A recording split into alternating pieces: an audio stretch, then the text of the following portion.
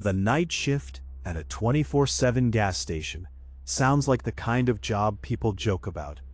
Easy money, quiet hours, maybe a few truckers, a couple of insomniacs, the occasional drunk who shouldn't be driving but does anyway. That's what I thought when I took the position at Briar Point Fuel and Mart, just off Route 17, where the highway cuts through miles of pine forest and nothing else.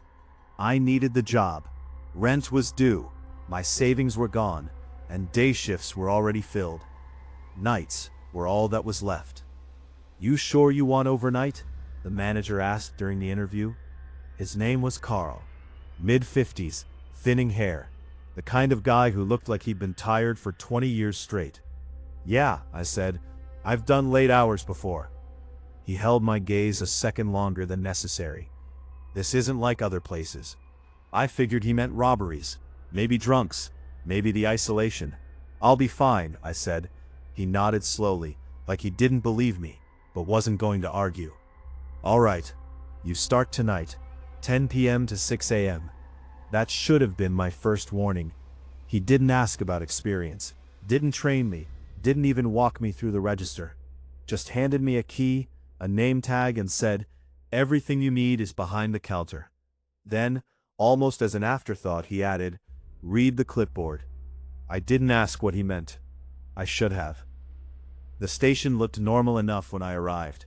4 pumps under a flickering canopy, a glowing open sign in the window, a row of vending machines humming softly beside the ice freezer. Beyond that, just darkness. Thick woods pressing in from every direction, like they were trying to swallow the place whole. Inside, the air smelled like burnt coffee and floor cleaner. Fluorescent lights buzzed overhead, shelves stocked with chips, candy, cheap motor oil, a hot food rack with something that might have been hot dogs at some point in the day. A security mirror in the corner, warped and slightly cracked. Normal. Too normal, maybe. Carl was waiting behind the counter when I walked in. He didn't greet me, just gestured to the register. Drawers counted. Cameras are on. Coffee's fresh enough. "All right," I said. "Anything I should know?" He paused. Then he reached under the counter and pulled out a clipboard. Thick, heavy. More pages than any gas station job should require. "This," he said, placing it in front of me. "You read carefully." I gave a small laugh. "What is it, company policy?" Carl didn't smile. "Rules," he said. Something in his tone made the word land heavier than it should have. I flipped the first page. Typed, numbered, clean. There were more than 20 of them. "Most of your shift will be quiet," Carl said, already shrugging on his jacket. "Just follow the rules and you'll be fine." "That's it?" "That's it." He walked toward the door, then stopped, with his hand on the handle. "Lock the door at 2:13 a.m., not before, not after." I frowned. Why that specific? Just do it. He didn't wait for a response. The door chimed as he stepped out into the night, and a second later, he was gone. Just like that, I was alone. For a while, nothing happened. A couple of customers came through before midnight. A guy in a hoodie who bought cigarettes and didn't speak. A woman who paid cash for gas and kept glancing over her shoulder like someone might be following her. Normal enough. By 12:30, the highway had gone quiet. No headlights passing, no distant hum of traffic. Just the low electric buzz of the building and the occasional creak of settling metal. That's when I picked up the clipboard again. I don't know why I hadn't read it immediately. Maybe I didn't want to feel stupid if it turned out to be nothing. But sitting there, alone in that too quiet store, it felt different. Important. I turned to the first page. Rule 1. If a customer enters between 12 a.m. and 1 a.m. and does not cast a reflection in the cooler door, do not acknowledge them. They will leave on their own. I stared at the sentence. Then I laughed. "All right," I muttered. "Very funny. Probably some kind of joke. Initiation prank. Get the new guy to freak himself out." I flipped to the next one. Rule 2. At exactly 1:17 a.m., the coffee machine will begin to brew on its own. Do not turn it off. Do not look directly into the pot while it is brewing. My smile faded slightly. Okay, still probably a joke. Just a weird one. Rule 3. If pump 3 activates without a customer present, turn off the lights inside the store and wait behind the counter until it stops. I stopped flipping. Something about the specificity of it all. It didn't feel like a joke anymore. It felt practiced, like someone had written these after learning the hard way. I glanced toward the windows. The pumps sat under the canopy, bathed in pale light. Still, empty, nothing moving. I swallowed and looked back down at the clipboard. Rule 4. If you hear knocking on the bathroom door while it is unoccupied, do not open it. The fluorescent lights flickered, just once, but it was enough to make my chest tighten. I told myself it was nothing. Old wiring, old building, old everything. Still, I found myself listening, really listening, for sounds that hadn't been there before.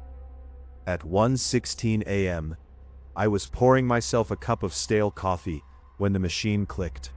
I froze. A low gurgling sound followed as the brewer started up. Slow, automatic, exactly like the rule said. I stared at it. Then, against my better judgment, I leaned slightly to the side, trying to see into the pot as it filled. The liquid inside wasn't coffee. It was too dark, too thick, and for just a second, I thought I saw something move beneath the surface. I jerked back so fast I hit the shelf behind me. The machine continued brewing like nothing was wrong, like everything was normal.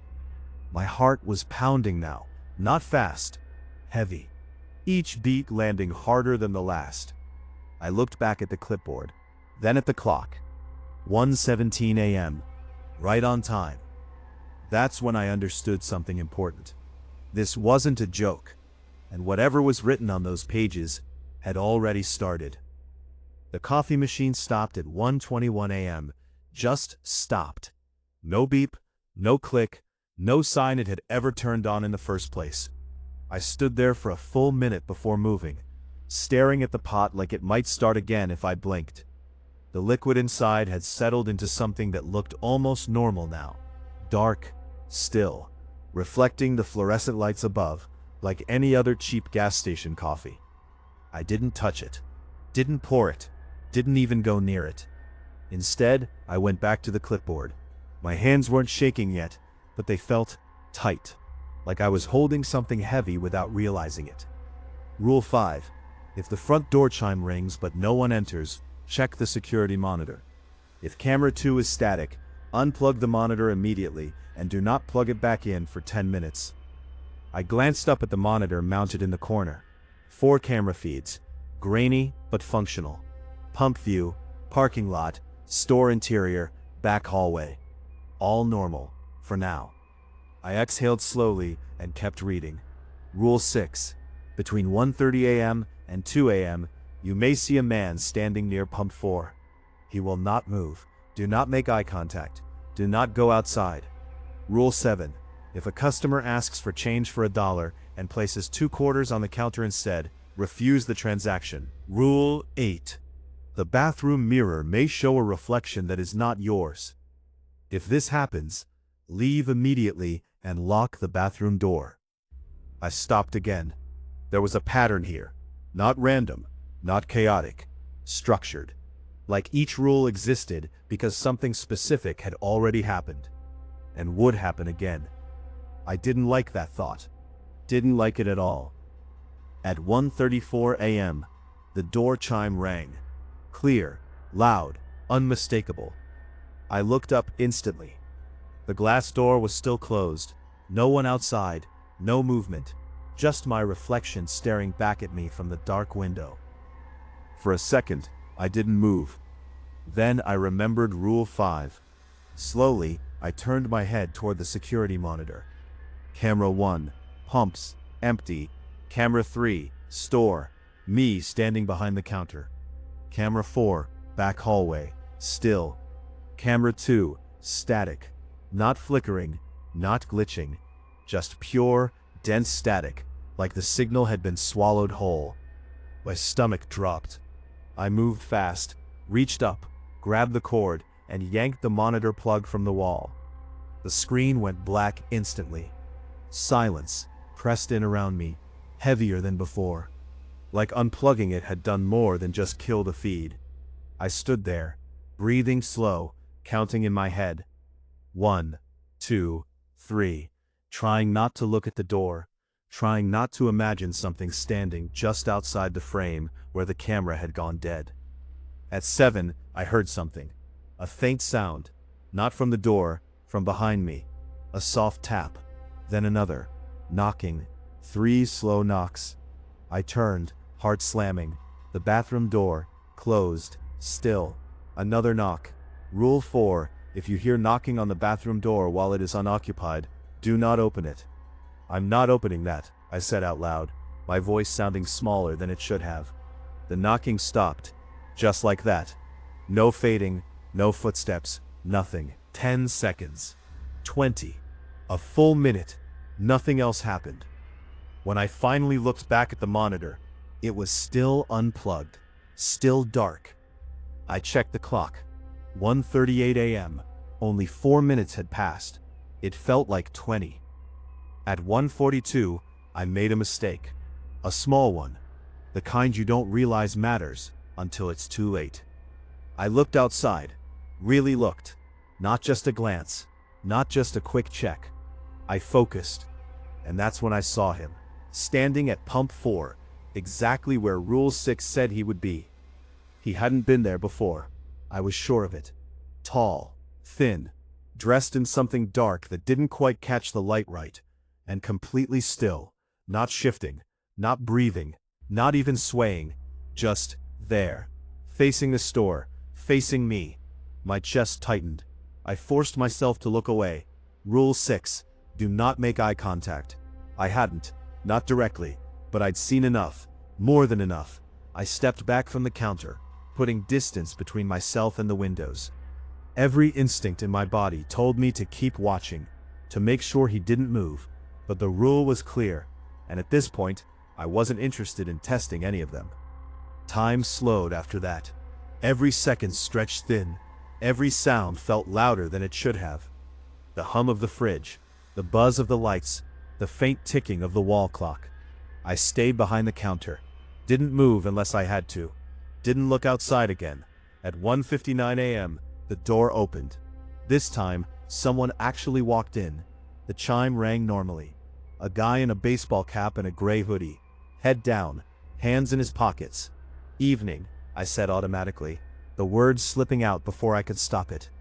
He didn't respond, just walked straight to the counter, slow, deliberate. He reached into his pocket and pulled out a dollar bill, placed it on the counter.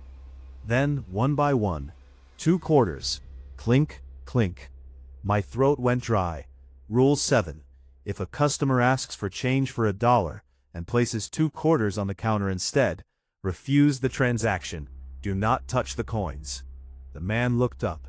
His eyes were wrong. Not in an obvious way, just slightly off.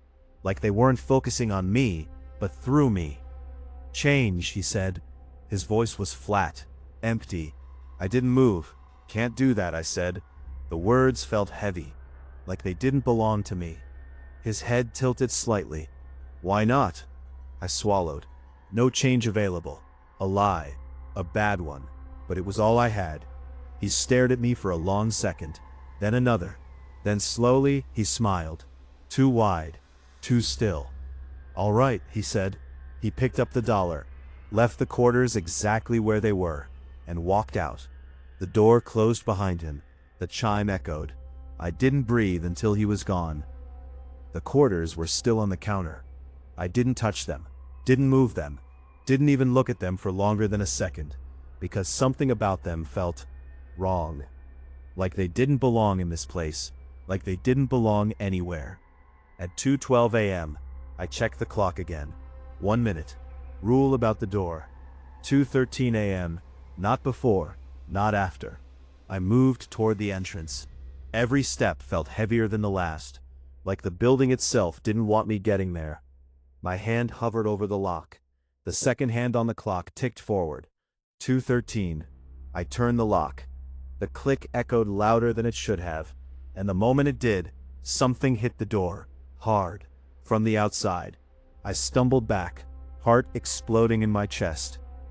A shadow pressed against the glass. Not shaped right. Too tall. Too wide. Like multiple things trying to stand in the same space at once. The door handle rattled violently. Once, twice, then stopped. Silence again. I stood there, frozen, staring, waiting.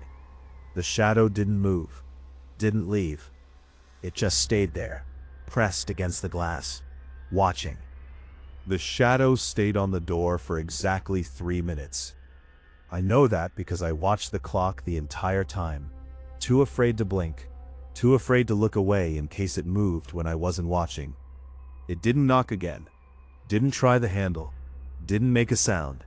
It just remained, pressed flat against the glass like it was being held there from the other side. At 2:16 a.m., it was gone. Not faded, not stepped away. Gone. 1 second it was there, the next the glass showed nothing but my own reflection again. Pale, wide-eyed, and standing too stiff behind the counter. I didn't move for a while after that. Didn't unlock the door. Didn't go near it. I just stood there, staring, waiting for it to come back. It didn't. At 2:20 a.m., I finally forced myself to breathe normally again. Slow in, slow out. My chest hurt from how tight it had been. I turned away from the door and looked back at the clipboard. There were still more rules. Too many more. Rule 9. After 2:15 a.m., do not allow anyone inside, regardless of what they say or how they look. I let out a quiet, humorless laugh. Yeah, I muttered. Got that. Rule 10. If you hear your name called from outside, ignore it. No one out there knows your name. That one made my stomach twist. I hadn't told Carl my last name. Hadn't seen any paperwork with it printed. And yet the rule existed, for a reason. I kept reading. Rule 11. At approximately 2:30 a.m., all lights in the store may dim for a few seconds. Do not move during this time. Rule 12. If you see a vehicle pull into the lot with no headlights, go to the back room and close the door until it leaves. Rule 13. Do not check the back room between 2 a.m. and 3 a.m. unless instructed by Rule 12. I stopped there. The back hallway camera had been on earlier. I hadn't checked it since unplugging the monitor, and suddenly, I didn't want to. Not at all. At 2:29 a.m., the lights dimmed. No warning, no flicker, just a sudden drop in brightness, like someone had turned a dial halfway down. The store sank into a dull, gray version of itself. Shadows stretched longer, corners deepened. The hum of the lights changed pitch, dropping into something lower, almost like a distant growl. Rule 11. Do not move. I froze, mid-step, one hand resting on the counter, the other hanging at my side. I didn't even breathe. Seconds dragged. 5, 10, 15. Then in the dim light, something shifted. Not in front of me, behind me, in the reflection of the cooler door. My reflection stood where it should. Same posture, same stillness. But there was something else. Just over my shoulder. A shape, tall, thin, leaning slightly closer than it should have been. I felt it before I fully saw it. That same wrongness from earlier. That same pressure in the air. My instincts screamed at me to turn around, to look, to confirm. But the rule held me in place. Do not move. The lights flickered once and snapped back to normal. Bright, harsh, empty. I spun around. Nothing there. No one. Just shelves, coffee machine, empty space. I looked back at the cooler. Only me. Alone again. At 2:34 a.m., headlights swept across the parking lot. I flinched. Not because of the light, but because there wasn't any.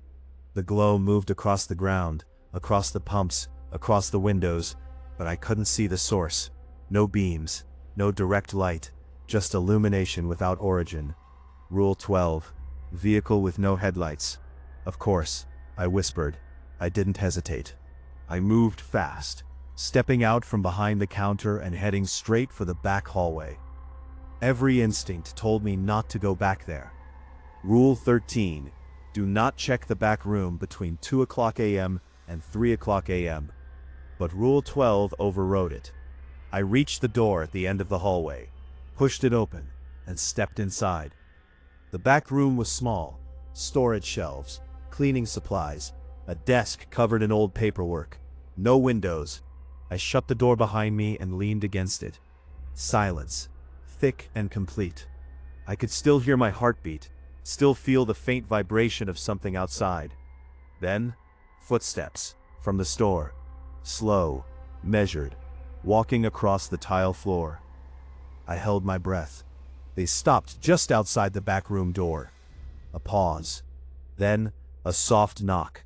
3 times, exactly like before. My skin went cold. The bathroom had knocked earlier. Now this. "Open up," a voice said. Calm, friendly, too friendly. "You're not supposed to be back there." I didn't respond, didn't move. The handle turned, slowly, gently. It didn't open. I'd locked it. Another pause, then the voice again. "You let the others in." That made no sense. I hadn't let anyone in. The door rattled slightly, not violently, just testing. Then it stopped. Footsteps again, moving away, fading, gone. I stayed in that room longer than I needed to. 5 minutes, maybe more, until I couldn't hear anything at all. When I finally opened the door and stepped back into the store, everything looked normal again. Too normal, like nothing had happened. But something had changed. I could feel it. Not in the store, in me. The rules weren't just instructions anymore. They were survival. And I was starting to understand they weren't there to protect the store. They were there to protect me. When I stepped fully back into the store, the first thing I noticed was the silence. Not the normal kind. Not the late night, middle of nowhere quiet I'd been dealing with all shift. This was heavier. Like the building itself was listening, waiting. I moved slowly, scanning everything without turning my head too quickly. The front windows were intact. The pumps outside sat empty under the canopy lights. No sign of the vehicle that had pulled in without headlights. No sign of anything. And yet, the air felt wrong. Thicker, harder to breathe. I made my way back behind the counter and looked at the clipboard again. There were fewer rules left now, which somehow made it worse. Rule 14. At 3 o'clock a.m., restock the shelves facing the front windows. Do not look outside while doing so. I checked the clock. 2:52 a.m. 8 minutes. I didn't want to do it. Didn't want to turn my back to the store. Didn't want to stand that close to the windows again. But I already knew how this worked. The rules weren't suggestions, they were boundaries, and every time something happened, it lined up perfectly with them. Ignoring one didn't feel like a risk, it felt like a guarantee. At 2:59, I grabbed a box of candy bars from behind the counter. Something simple, something to keep my hands busy. At exactly 3 o'clock a.m., I walked out and started restocking the front shelf. I kept my head down, eyes fixed on the products, unwrapping, placing, adjusting, anything to avoid looking up. The glass was right there. I could feel it, feel the open dark just beyond it, and behind that, the woods, endless, watching. I focused on the shelf, one bar at a time, slow, careful. Then I heard it. Breathing, not mine, close, right outside the window. Deep, wet, like something struggling to pull air through a throat not built for it. Every muscle in my body locked. My eyes wanted to lift, to confirm, to see, but the rule echoed in my head. Do not look outside. The breathing got louder, closer, right against the glass now. I could hear condensation forming with each exhale. a faint smear of moisture sliding down the other side. "Hey," a voice whispered, right at the window, right at my height. Soft, almost curious. "You see me yet?" I didn't move, didn't react, didn't even blink. The voice lingered. Then, a slow dragging sound, like something pulling itself across the glass, circling, looking for an angle, looking for a way in. "Just look," it said, a little sharper now. "That's all it takes."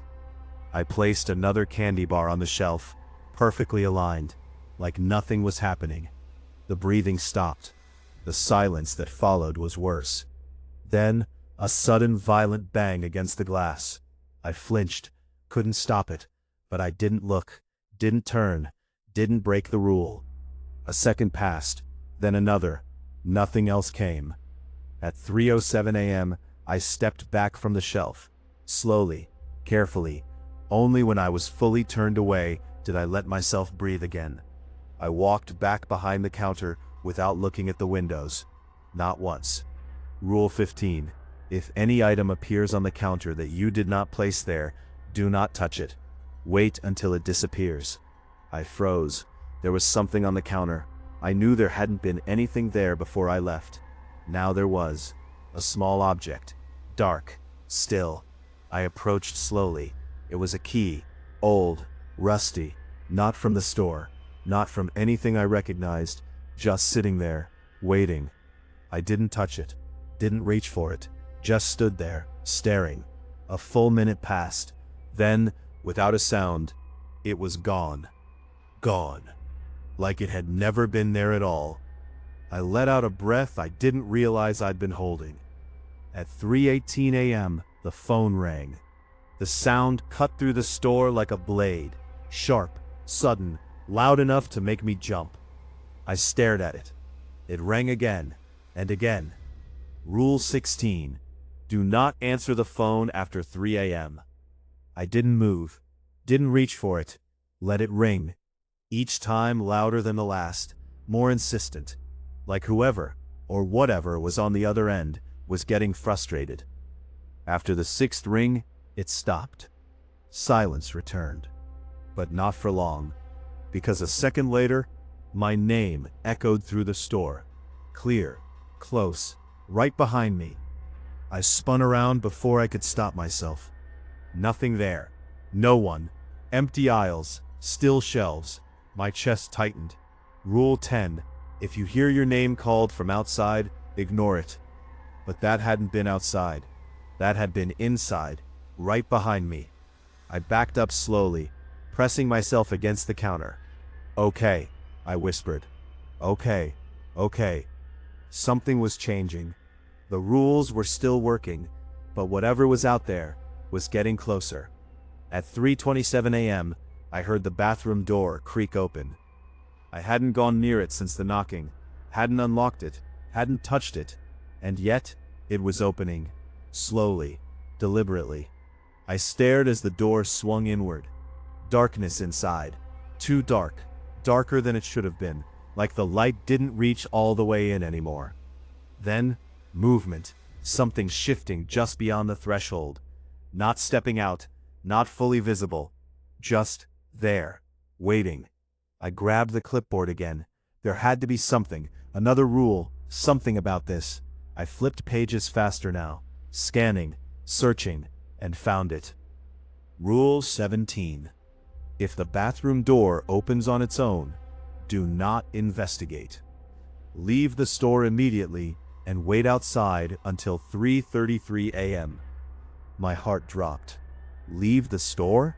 After everything? After Rule 9, do not allow anyone inside after 2:15 a.m.? But this overrode it, like the others. I looked back at the bathroom. The darkness inside seemed to pulse, shift, like it was breathing. I didn't wait, didn't question. I grabbed the key, moved to the door, unlocked it, and stepped outside into the night. The air was colder than before, sharper, the kind of cold that sinks into your bones instantly. I turned and pulled the door shut behind me, locked it. just like I had at 2:13. Now I was on the outside, standing under the flickering canopy lights, surrounded by darkness. And for the first time all night, there were no rules telling me what would happen next. The moment the door locked behind me, the silence changed again. Outside wasn't quiet the way it had been earlier. It was open. Too open. The kind of silence where every small sound carries too far, stretches too thin, like the world around you has been hollowed out and you're standing in the center of it. The canopy lights flickered overhead, casting uneven patches of light across the pumps and pavement.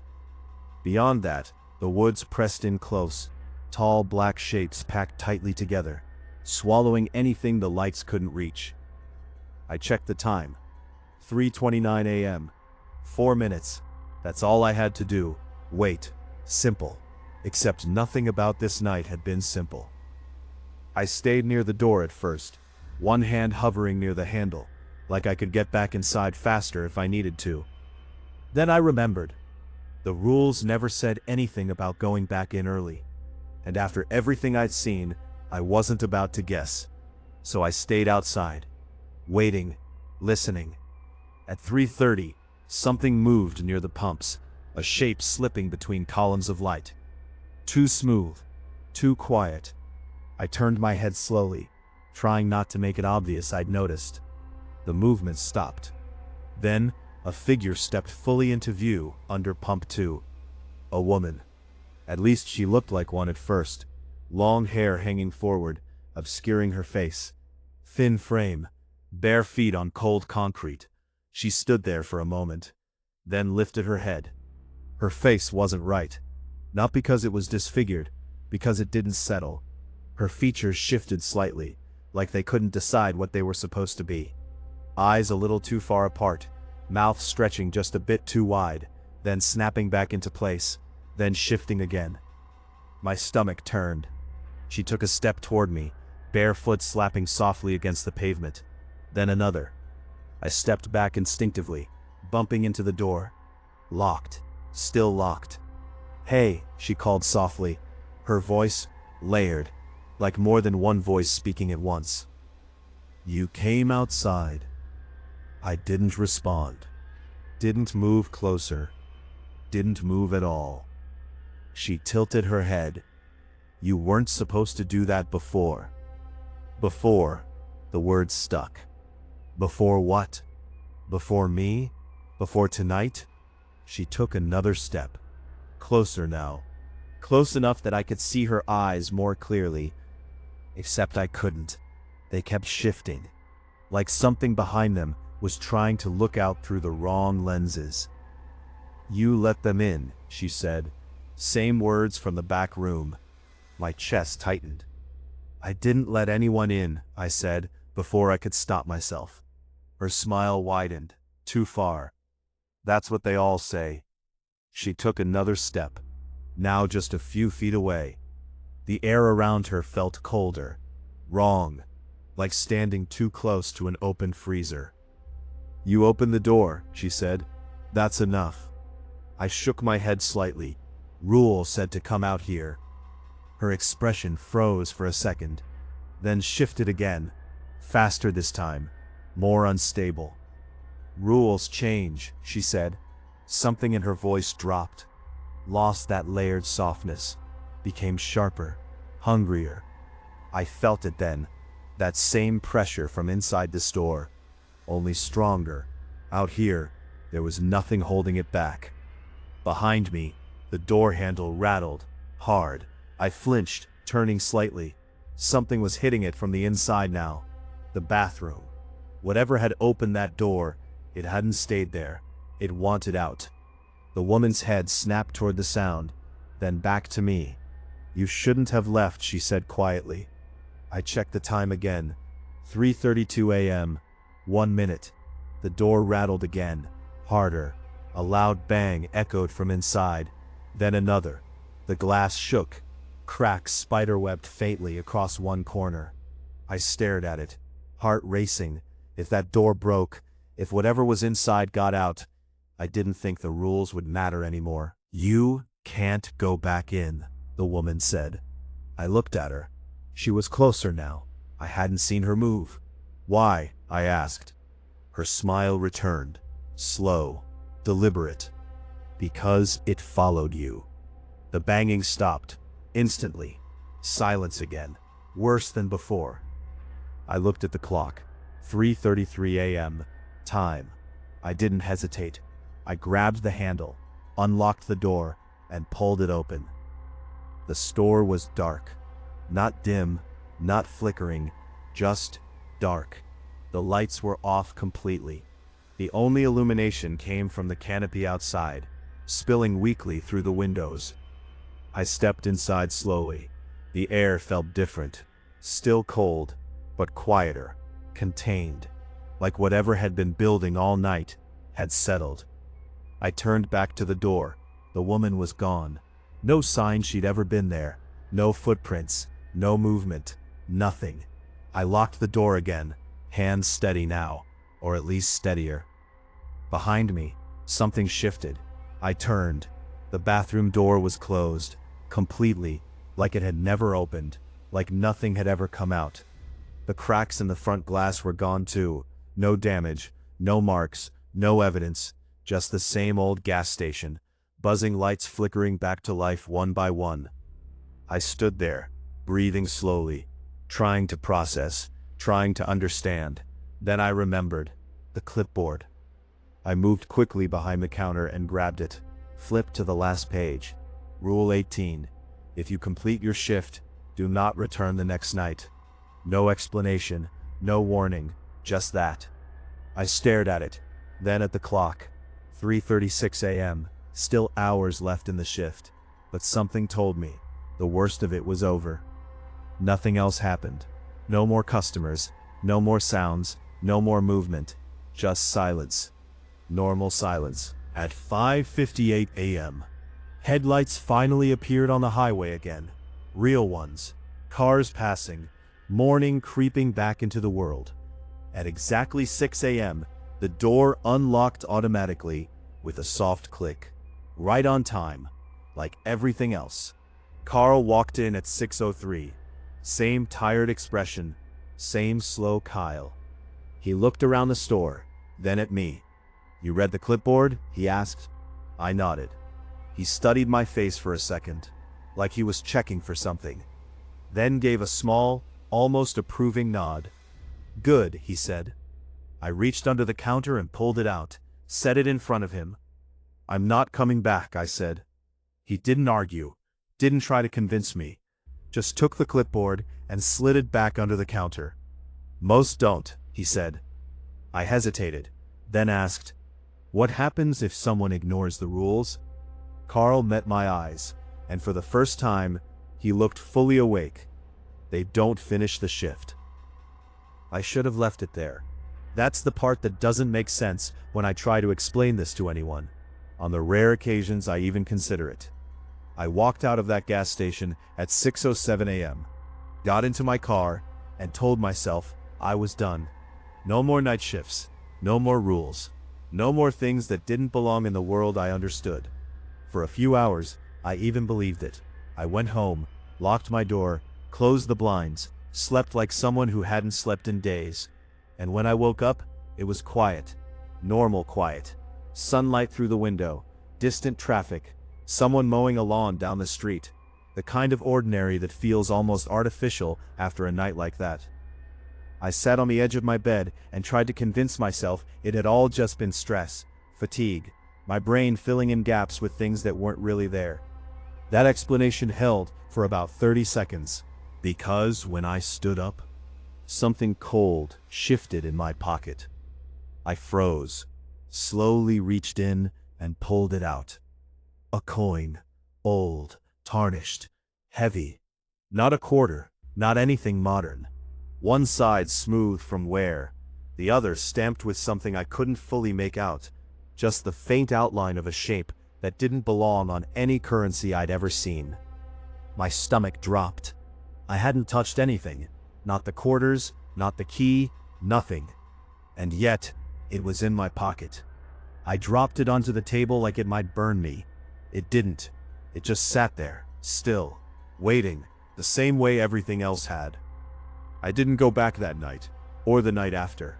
I blocked the station's number when Carl tried calling, ignored the voicemail he left, ignored the second one too. I told myself that was it. Whatever that place was, whatever those rules were, they stayed there, not with me, not outside. For 3 days, that almost felt true. Until the fourth night. I woke up at 2:13 a.m. exactly. No alarm, no sound, just awake. My room was dark, but not completely. There was light coming from the kitchen, faint, flickering, wrong. I sat up slowly, listened, nothing. No movement, no footsteps, just that same low hum I'd heard in the store. I stood, walked carefully to my bedroom door, opened it. The kitchen light was on, but dim, like it couldn't reach full brightness. My throat tightened. I stepped into the hallway and stopped. The coin was back, not on the table where I'd left it, on the floor, right in the middle of the hallway. I hadn't moved it. I knew I hadn't. I didn't pick it up this time, didn't go near it. I just stared, and that's when I heard it, knocking, from the bathroom. My chest went tight instantly. Same pattern, same sound. My mind tried to rationalize it. Pipes, old building, neighbors, anything.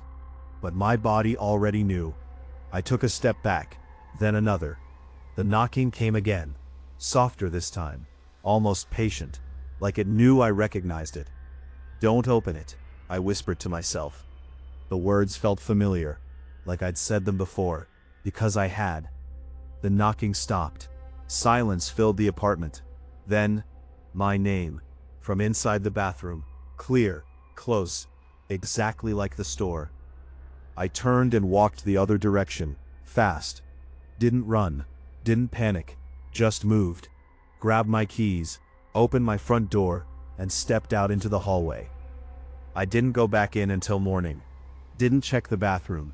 Didn't look at the coin. I just waited. Sat in my car until the sun came up and the world felt normal again. When I finally returned, everything was exactly where it should be. No coin, no light, no sound.